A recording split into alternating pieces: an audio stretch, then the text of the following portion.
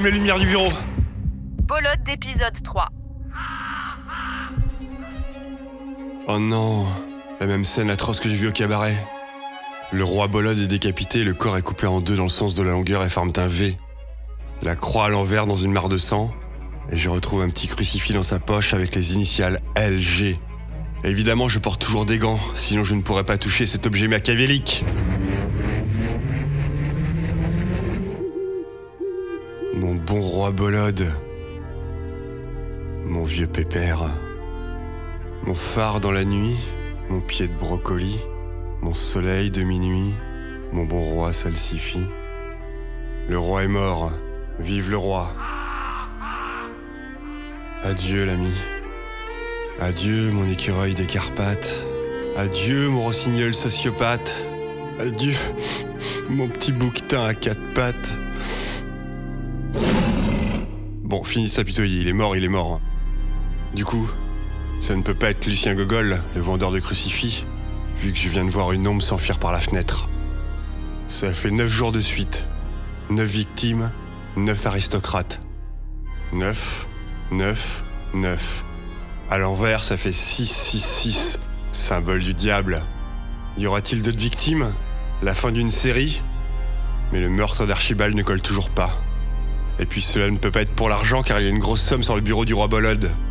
Bon allez, ça manquera à personne si je me sers. Monsieur. Ah, Maurice. Ok, je remets l'argent à sa place. 6h30, j'appelle la police.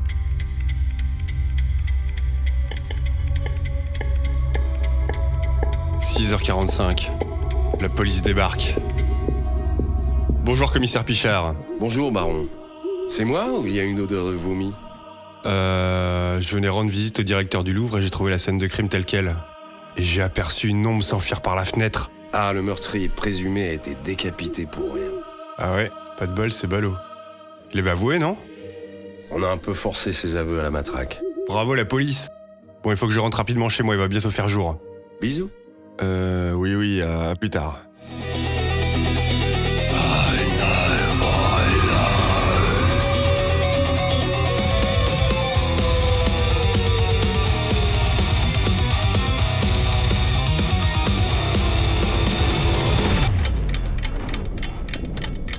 18h. Ah putain! Ah putain, ça casse les couilles, hein! Bon, je préfère quand c'est Maurice qui me réveille. Après une bonne journée de sommeil, je me réveille et... je suis roi! Comme le roi a été assassiné, je deviens le roi Bolode. C'est la tradition de prendre son titre et son nom quand on est le plus ancien vampire. Je n'ai que 50 ans de métamorphose, mais les autres vampires aristocrates ont disparu ou sont encore beaucoup plus jeunes. Sur les 12 vampires nobles de Paris, il n'en reste plus que 4. Un couple que je connais peu, ma fille Nicotine et moi. D'ailleurs, j'ai toujours pas de nouvelles de ma fille. Cela fait 4 nuits qu'elle n'a pas dormi dans son cercueil. Cela commence à me turlupiner. J'irai faire un tour aux catacombes tout à l'heure. Sinon, la classe, je suis roi. Mais bon, y a que les vampires qui le savent. Bien entendu, il y a des dizaines de vampires sur Paris. Mais ce sont des grouillots, des vampires de seconde classe. Et ils me doivent le respect car j'ai le droit de vie et de mort sur mes sujets.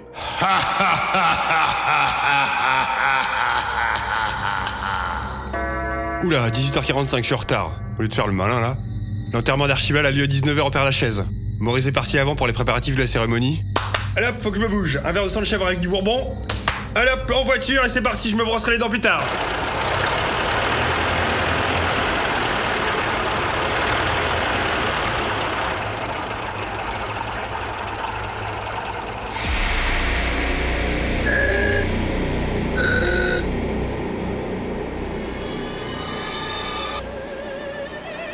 J'arrive au cimetière du Père Lachaise. Je n'ai pas pu assister à la messe à Notre-Dame. Je suis un vampire, je ne peux pas rentrer dans les églises. Tout le Gotha parisien est là, même le président Gaston Doumergue. Toutes les conversations tournent autour du bourreau solitaire. La foule a l'air angoissée et terrorisée. Oh, la belle surprise! Nicotine, ma chère fille, te voilà enfin!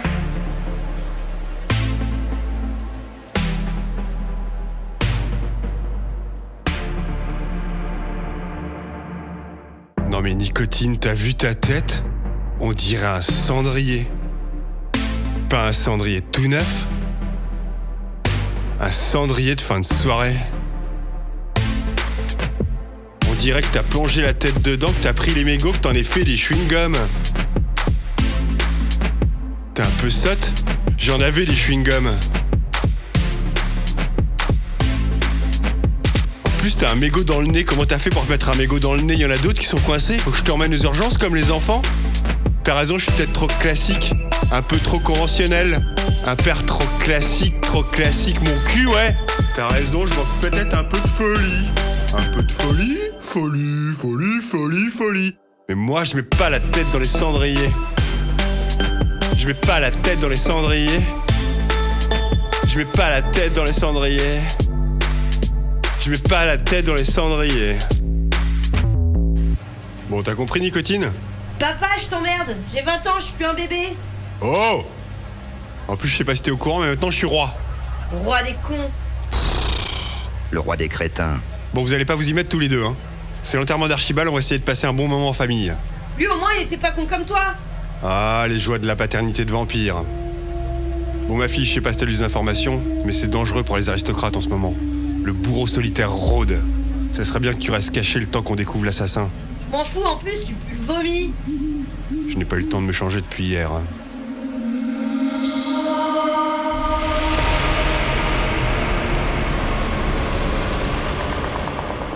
Bon, je suis attendu pour faire un discours. Je n'ai rien préparé.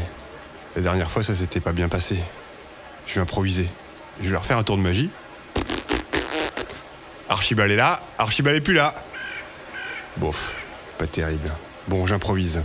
Allez, une petite gorgée de sang de jeune fille ivre.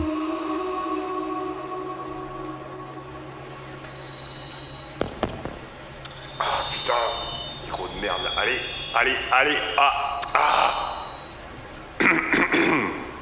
Tout d'abord, une pensée émue pour sa famille, ses amis et ses maîtresses d'école sans qui son éducation n'aurait pas été aussi réussie, bien sûr. Et je suis aussi extrêmement heureux que ses enfants, Ernest, l'autre... Bref, je suis ravi que ses enfants n'aient pas eu à voir le corps, ce corps coupé en deux et décapité. Un spectacle morbide, atroce, horrible. Oh, très sale, très répugnant, du sang partout, on aurait dit un cochon égorgé. Beaucoup de personnes pleurent, j'ai dû les émouvoir. Je remarque dans l'assemblée une femme magnifique, tout habillée dans des tons blancs. J'ai l'impression qu'elle me sourit. C'est la première fois que je la vois. Je suis subjugué par sa beauté. Son charme exerce un pouvoir féerique sur moi. Je suis troublé. Bon, je reprends mes esprits et je me concentre sur le discours. Oh putain de matos de merde là. Ah Archibald, mon ami, mon frère, repose en paix. Et puis, comme le chantait Lady Guigui, la célèbre chanteuse de la girafe qui gazouille, bla bla bla cookie, cookie, cookie, cookie, bla bla bla cookie, cookie, cookie, cookie. Pour conclure, nous aurons la joie de boire un dernier verre au Ramondin en mémoire de notre regretté Archibald. Et il y aura des cookies.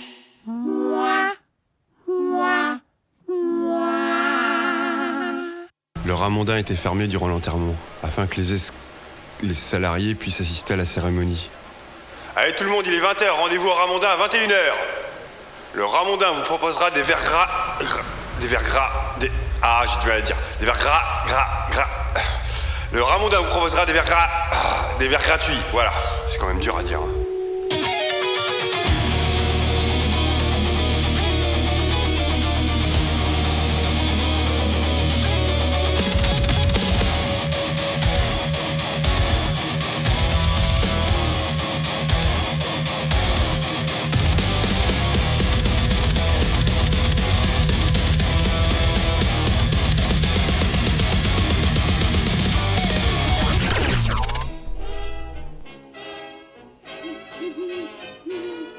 Je suis dans mon bureau au Ramondin, il est 20h30, j'ai une demi-heure à tuer avant l'arrivée des convives.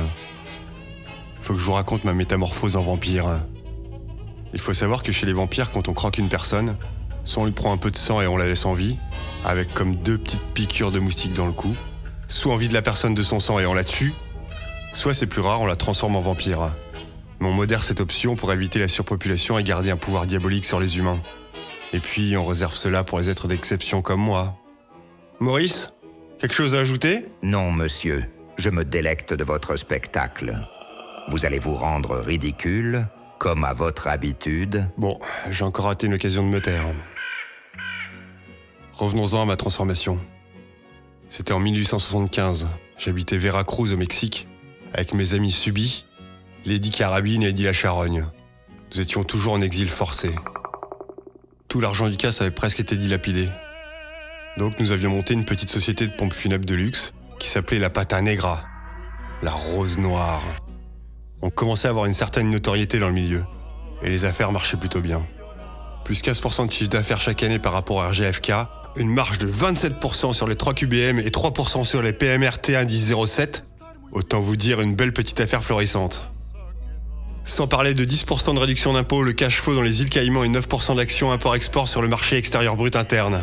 Waouh, ça vous coupe la chic, non ? Lady Carabine démarchait les riches clients. Oui, c'est cher, mais ça dure toute votre mort. Goûtez-moi ce tabaco del Diablo. Eddie la Charogne s'occupait du secrétariat. 10 000. C'est 3 ou 4 zéros? Et moi, je réalisais les cercueils. Ou devrais-je dire des chefs-d'œuvre, plutôt des bijoux.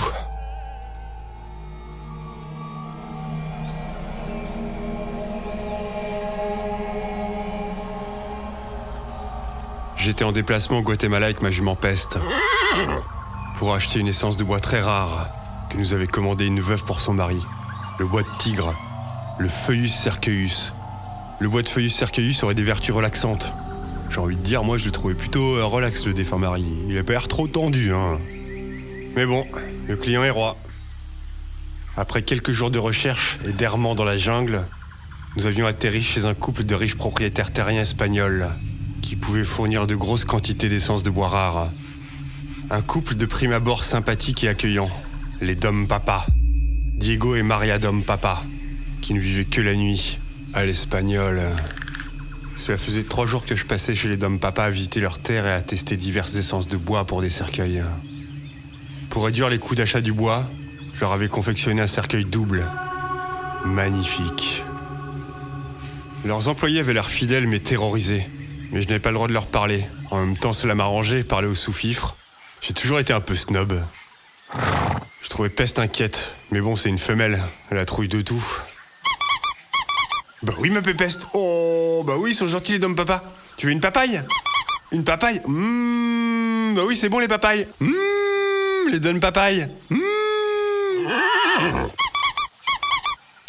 Monsieur. Maurice était jeune à l'époque. Il était au service des Dom Papa. Monsieur, les invités vous attendent. Ah oui, pardon Maurice, j'étais perdu dans mes souvenirs. Bon, je vous raconterai la suite plus tard. Un cercueil pour Edgar, la version Bolode.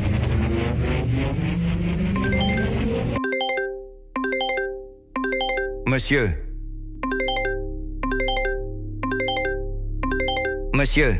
Oui, bah c'est bon, j'arrive. C'est un télégramme du commissaire Pichard.